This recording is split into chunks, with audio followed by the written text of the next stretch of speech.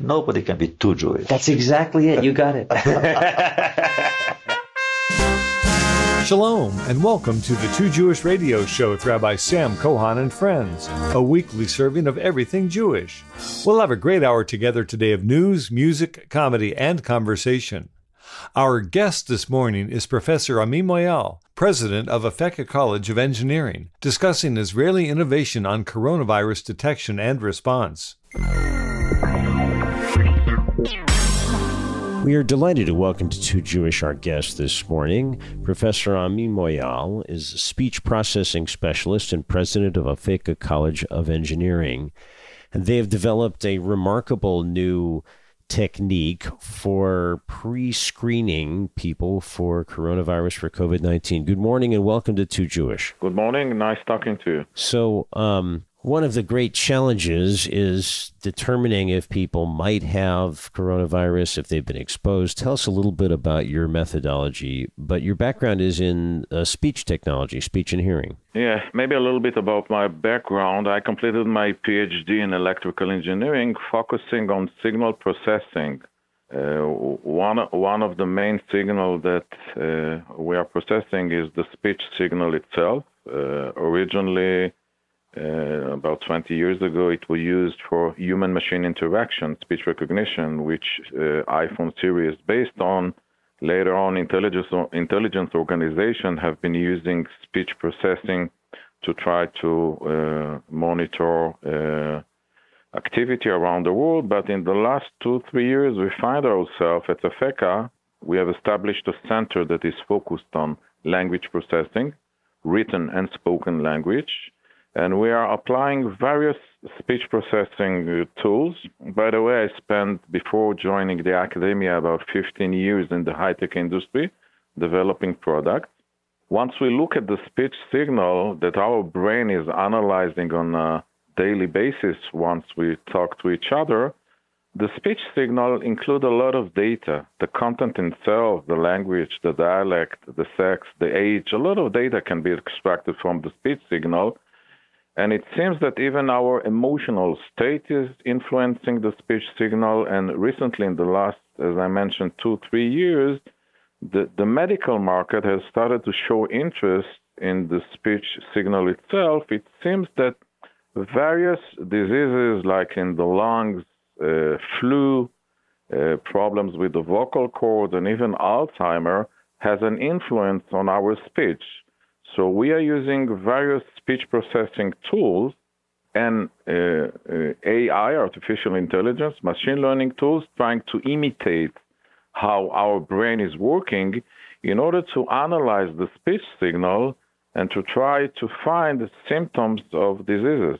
If I'm looking at the future, there will be an application running on our mobile that will analyze every phone call that we are having on the cellular, and once we're finalizing the call, our speech will be analyzed, and we may receive an SMS. Something has been changed in your voice recently.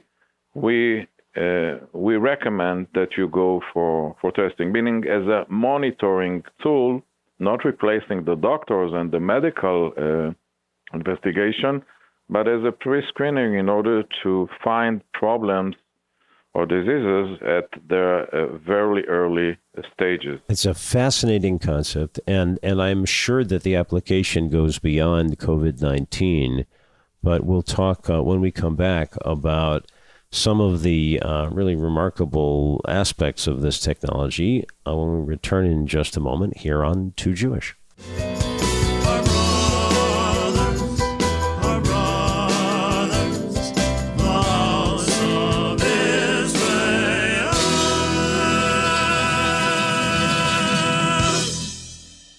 We welcome back to Too Jewish our guest this morning. Moyal is head of the Afeka College of Engineering, Academic College of Engineering in Tel Aviv, and an expert in speech processing and speech engineering. We were speaking earlier about the capacity, the potential to analyze every phone call on your cell phone and being able to detect how does it detect that you might be in the early stages of a disease? What changes? Can you describe it in a layman's terms? First of all, we are speech and artificial intelligence experts, meaning we are developing the technology and the tool to assist the doctors.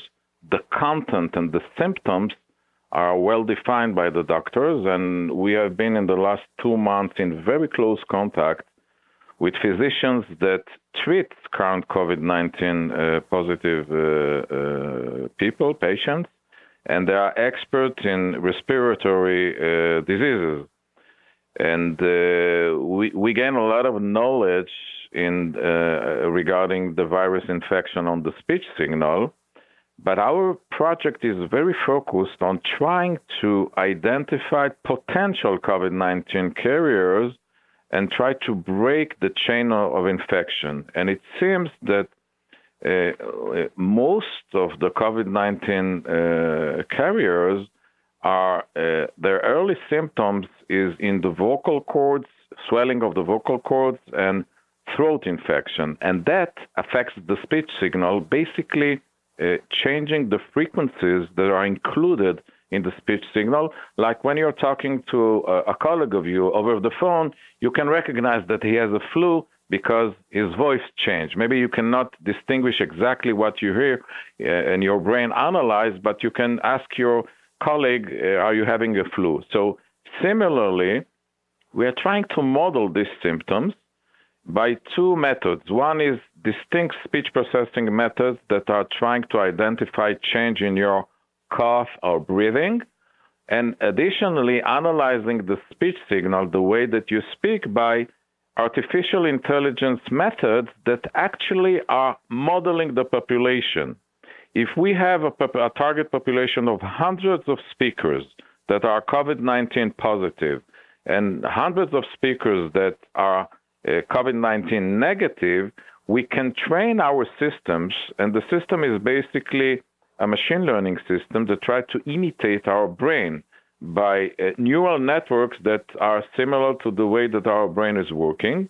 Once we are modeling these two groups statistically, a potential speaker that we don't know if he is COVID-19 negative or positive would talk to the application, and that would result with it's not a diagnosis, it's a pre-screening tool. It will give a result if the system thinks is COVID-19 positive, and the percentage it is sure about the diagnosis.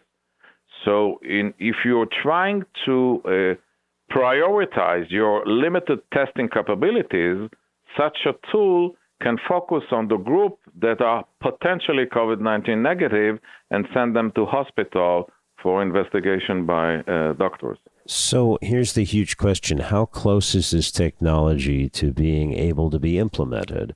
Because we don't really know how long COVID-19 is going to be around, but so far we obviously have no solutions. Yeah, excellent question. First of all, I may say that such tools can be appropriate for the second round of COVID-19 or for any future virus that may attack us. But currently, the main obstacle is technically we need recordings of hundreds of people in order to train our models. The technology is pretty ready. We used it in different cases of other diseases, Alzheimer and throat problems. So we are pretty sure that we will receive acceptable results once first training the models. And the main problem, as I mentioned, is just at these days we receive a certain amount of several dozens of speakers from several groups that we have defined, and we are training our models these days. I think that in a matter of a week, we would be able to say if there's a serious potential in this method. And then we are going to a much larger collection. In this sense, I may mention that we have been establishing international efforts with several countries in Europe, that once the technology will show that it has potential for a mass market deployment, we are going to collect speech voices in several countries in Europe in order to accelerate the process. One last remark. From my experience, you can use such systems even if the percentage is not 100%. Let's take, for example, 80% correct recognition. Having no other tools to try to diagnose the COVID-19 positive carriers, even 80% good result is okay. The main problem would be false alarms of the system. We need to keep the false alarm, meaning saying that somebody is COVID-19 positive and he is not, to minimum. This is our main target. And trying to do it, we discovered that there are similar symptoms of COVID-19 positive to other diseases like flu. So we are collecting also speech samples from diseases like flu that have similar symptoms to COVID-19 in order to try to distinguish the group of COVID-19 positive from other groups, either healthy or carriers of other viruses. And so this could be used. Would there be an app that would go on your phone, or do people call in? How would the technology be applied? I can tell you about our wishful thinking. Okay. Okay. Im Yirtzeh Hashem. Im Yirtzeh Hashem. Yeah. In my dream, I see an app on the cellular that every citizen on Earth can download and test himself as many times as he wants during the day. It's easy, it's accessible, and everybody can use it. I guess it will take us a while before arriving there because we still need to see the technology is working. We will need to go for trials in a targeted population to establish the results, but I think that along the way, it would be an app that everybody can download to his cellular phone. I think it's an incredible idea and a valuable diagnostic tool, and who knows what other things it can be used for. I want to thank Ami Moyal for a great visit here on Too Jewish. Where can people go to find out more about Afeka and about the work that you're doing? Where? Yeah. First, we have on our website at Afeka. Afeka is a college of engineering at Tel Aviv. On our website, and we have published a lot of content that can be found on the web around our research activity, and there is a dedicated website for the Afeka Center for Language Processing that a lot of data is there on our activity and research in the field. Thank you so much. B'hatzlacha. It was nice talking to you.